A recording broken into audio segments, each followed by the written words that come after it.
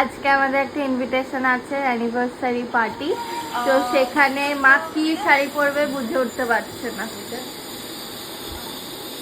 আলমারি খুলে দাঁড়িয়ে আছে, এখানে এক গাদা শাড়ি বার করেছে।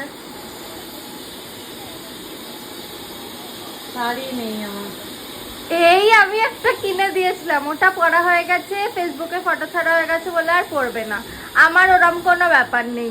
আমি একটা কোয়ার্ড সেট আমার ওই স্টুডেন্টদের কিসে পড়েছিলাম, সার্টিফিকেশনের দিন, আমি ওই কোয়ার্ড সেটটা পরবো, নয়তো আমার একটা চুড়িদার আছে ওটা পরবো। কি করবা, অনেকবার আয়নার সামনে দাঁড়িয়ে দাঁড়িয়ে দেখছে।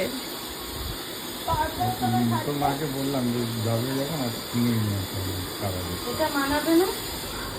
বাবা বলেছিল একটা শাড়ি কিনতে, সেটা নিয়ে বাবা বলছে জিজ্ঞাসা করেছি। না ওটা অত ভালো লাগে না।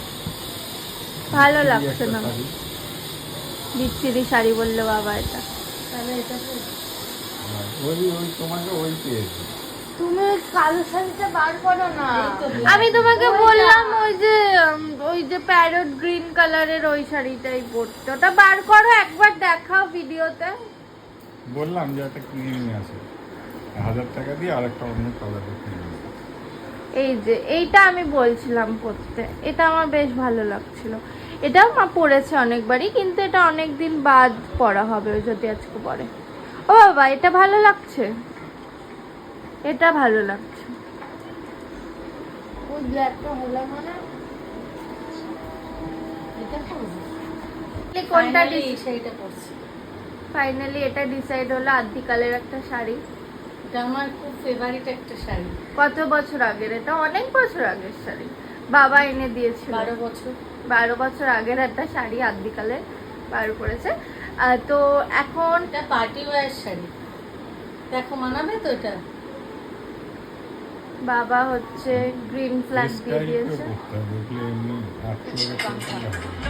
8 কেন পড়বে?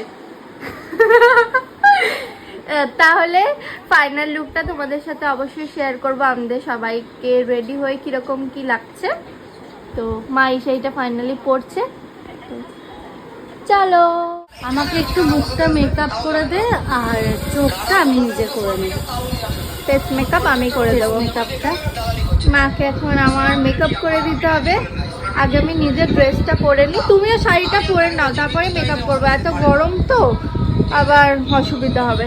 মেকআপটা যাতে বেশিক্ষণ স্টে করে।